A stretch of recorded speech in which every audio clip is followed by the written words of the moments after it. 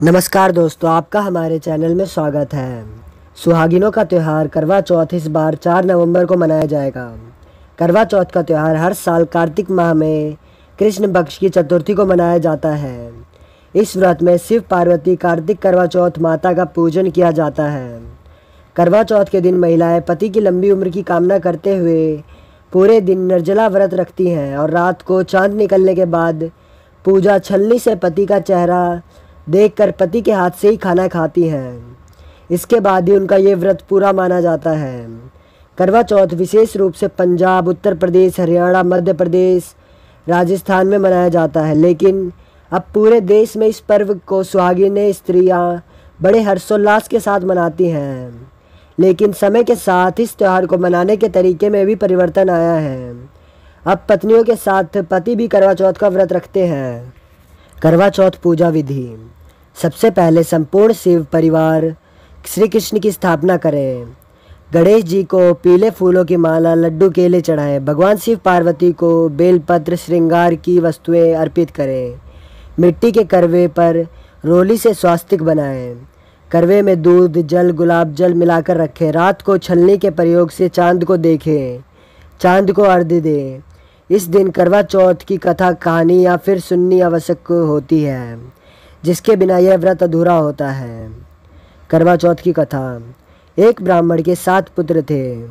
वीरावती नाम की इकलौती पुत्री थी। 7 भाइयों की अकेली बहन होने के कारण वीरावती सभी भाइयों की लाडली थी। उसे सभी भाई जान से बढ़कर प्रेम करते थे। कुछ समय बाद वीरावती का विवाह किसी ब्राह्मण युवक से हो गया। विवाह के बाद वीरावती मायके आई। फिर उसने अपनी भाभियों के साथ करवा चौथ का व्रत रखा, लेकिन शाम होते होते वह भूख से व्याकुल हो उठी। सभी भाई खाना खाने बैठे। अपनी बहन से भी खाने का आग्रह करने लगे, लेकिन बहन ने बताया कि उसका आज करवा चौथ का निर्जल व्रत है। वह खाना सिर्फ चंद्रमा को देखकर, उसे अर्घ्य देकर ही खा सकती है, लेकिन चंद्रमा अभी तक नहीं निकला है, इसलिए वह भूख प्यास से व्याकुल हो उठी है। वीरावती की यह हालत उसके भाइयों से देखी नहीं गई। फिर एक भाई ने पीपल के पेड़ पर एक दीपक जलाकर छलनी की ओट में रख दिया।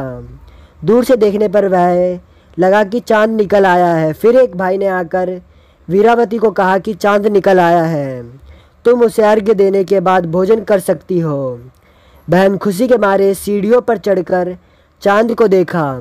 उसे अर्घ्य देकर खाना खाने बैठ गई। उसने जैसे ही पहला टुकड़ा मुंह में डाला तो उसे छींक आ गई। दूसरा टुकड़ा डाला तो उसमें बाल निकल आया। इसके बाद उसने जैसे ही तीसरा टुकड़ा मुंह में डालने की कोशिश की तो उसके पति की मृत्यु का समाचार उससे मिल गया। उसकी भाभी उसे सच्चाई से अवगत कराती है कि उसके साथ ऐसा क्यों हुआ। करवा चौथ का व्रत गलत तरीके से टूटने के कारण देवता उससे नाराज हो गए हैं। एक बार इंद्रदेव की पत्नी इंद्राणी करवा चौथ के दिन धरती पर आई। वीरावती उनके पास गई, अपने पति की रक्षा के लिए प्रार्थना की। देवी इंद्राणी ने वीरावती को पूरी श्रद्धा विधि विधान से करवा चौथ का व्रत करने के लिए कहा। इस बार वीरावती पूरी श्रद्धा से करवा चौथ का व्रत रखा। उसकी श्रद्धा भक्ति देखकर भगवान प्रसन्न हो गए। उन्होंने वीरावती सदा सुहागन का आशीर्वाद देते हुए उसके पति को जीवित कर दिया। इसके बाद से महिलाओं का करवा चौथ व्रत पर अटूट विश्वास होने लगा।